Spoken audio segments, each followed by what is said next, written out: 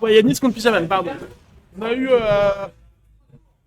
une confusion du coup sur le joueur, donc je prie m'excuser. Donc Pyjaman contre Yanis. Pyjaman, encore une fois, qu'on a vu la semaine dernière, du coup, qui est un joueur de Croy contre Yanis.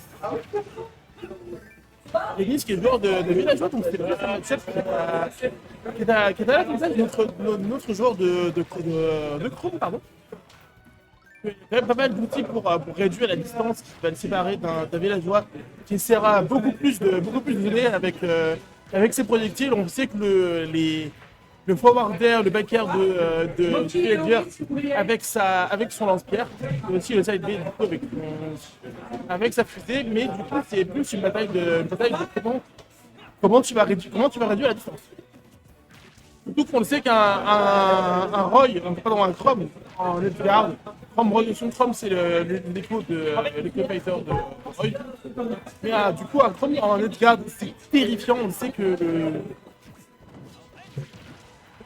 sait que le diable, il peut setup des confirmes à des pourcentages qui sont ridiculement bas en couverture d'Edgeguard, en Edgeguard.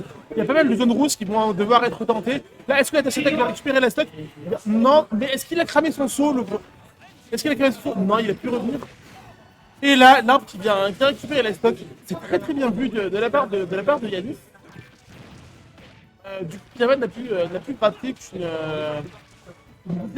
dizaine de pourcents sur la deuxième stock de son adversaire, et il a même perdu l'avantage des pourcents par rapport à son adversaire. Pyjaman qui se débrouille pas mal dans son désavantage. Il a quand même les 83% sur sa deuxième stock.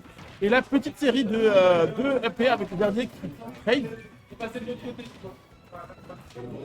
Et là, à 100%, ça va devenir assez compliqué parce que la rage va commencer à arriver pour Pyjaman. Pour Pyjaman qui, du coup, il y a pas mal de ces combos qui ne pourront plus connecter. On a vu un petit faux parti qui a été un peu fait.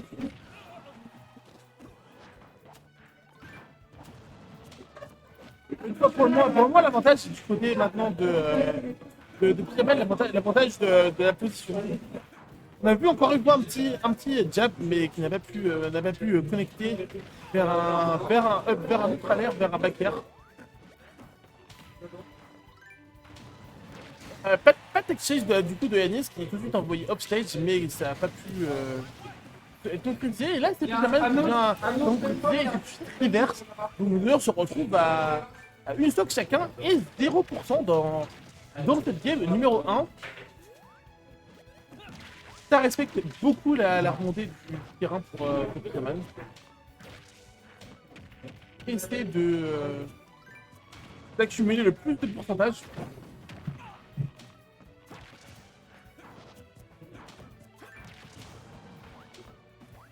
Beaucoup d'interactions qui sont tuées dans l'œuf par beaucoup d'utilisation du bouclier de la part de Yanis, qui tente de se protéger des approches qui sont frontales pour justement client d'envoyer quelques hitbox. On est dans une méta où on essaie plus d'envoyer de hitbox qu'autre chose. Et là, l'arbre qui a été placé en ouverture, et là, l'arbre brisé qui vient prendre ses premières games pour Yanis.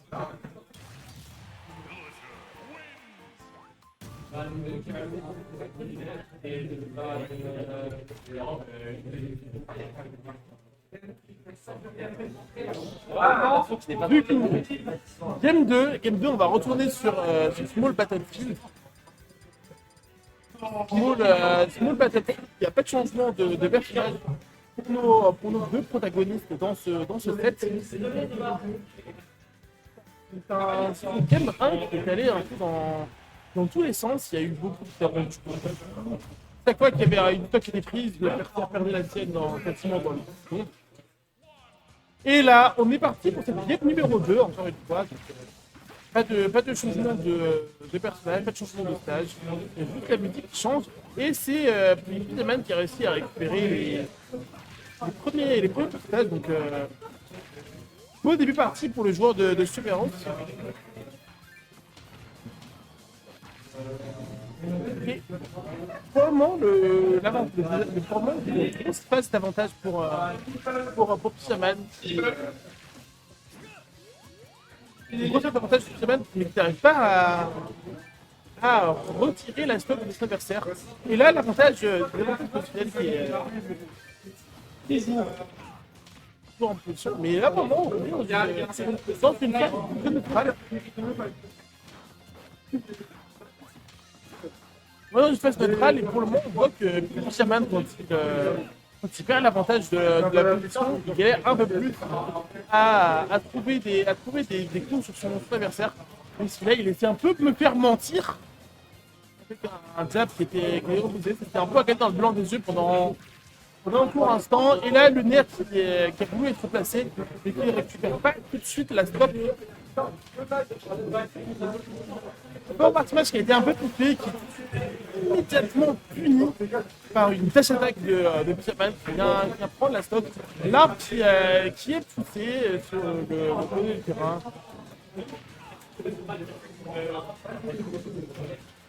On voit quand même beaucoup de couverture de remontée. On sait que la remontée de Chrome est verticale. Et là, c'est encore une fois un forward smash, la boule de bowling, qui vient prendre la stock de Fisherman là-dessus. Et qui vient quasiment refermer l'avantage de pourcentage qui était en faveur de Fisherman. Un smash qui est typé, qui est puni par quelques petits coups de Fisherman.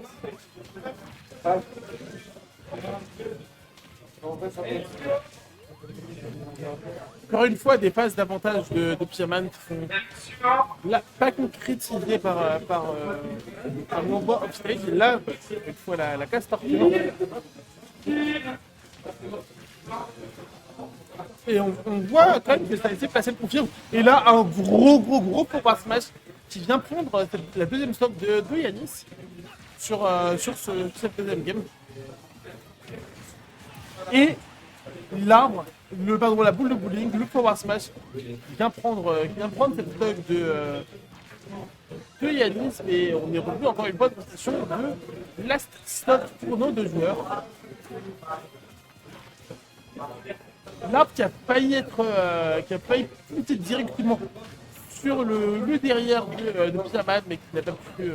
Ça a été esquivé à la toute dernière seconde. Et là, on est revenu dans une phase d'avantage. Ouais, je m'approche du micro, ouais.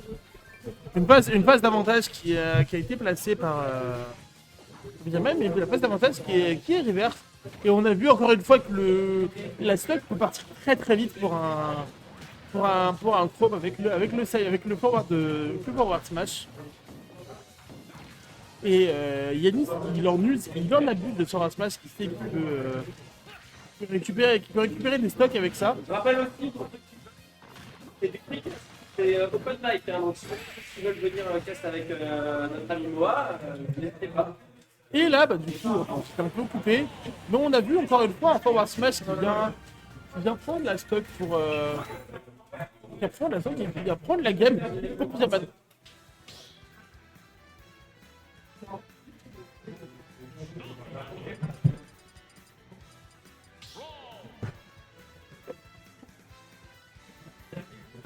Me remettre dans une meilleure position.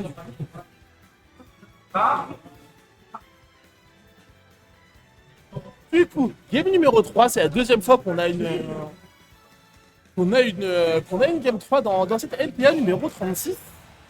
La dernière de la saison ici à la maison de l'e-sport pour Orbital Chip. Game numéro 3, game numéro 3, toujours le stage, toujours les mêmes personnages. Et c'est déjà jeté à la gorge des deux côtés du terrain. Est-ce qu'il a perdu ses stocks, Fisherman? Oui, il a cramé son son, mais il réussit quand même à revenir sur le stage. Mais il a quand même déjà 66%. On sait qu'avec un forward smash, ça peut partir très très très vite. Parce que, comme on l'appelle, la remontée de compte sur les stages, c'est une remontée verticale donc, qui est très très très sensible au forward smash du villageois. Et là, l'arbre Les gars, il y a un problème sur la régie. C'est bon. L'arbre qui vient prendre la stock à un pourcentage très faible. Très faible qui vient donner un avantage qui semblerait-il est déjà décisif pour Yanis dans cette game 1, dans cette game 3 pardon. Même si pour le moment, du coup, on est sur une phase d'avantage, mais il n'arrive pas à concrétiser pour le moment. Vraiment, il s'est un peu fait surprendre par l'arbre.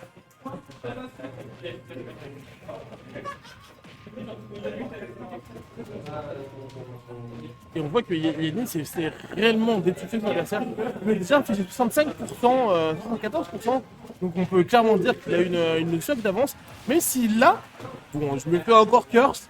Mais le forwarder qui vient prendre la stock de Yanis pour récupérer la stock de Yanis, mais qui a quand même 100% de retard maintenant. On va voir s'il peut revenir, parce que là pour le moment ça paraît un peu cadeau de réussir à faire une arnaque made in Chrome. On a eu une tentative de dash attack, le lancer de base pour revenir. Et là, il était à un coup de se faire un peu méchamment envoyer. Et là, encore une fois, l'arbre coupé qui vient en edgeguard prendre la deuxième stock de Pyjaman. Le stock de Pyjaman qui est maintenant en danger, sa dernière stock dans ce winner bracket.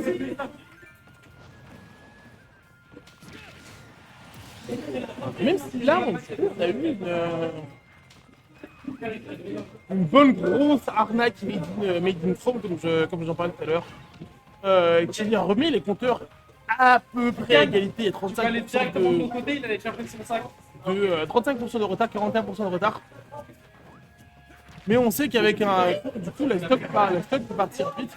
On a eu un EPR, la Dancing Blade, qui est inverse.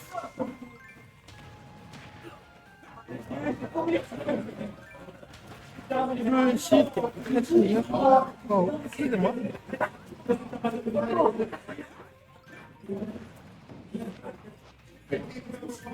Beaucoup de respect de la part de Pyjaman. Il est obligé d'appuyer sur son bouton R beaucoup plus souvent qu'il ne l'aimerait.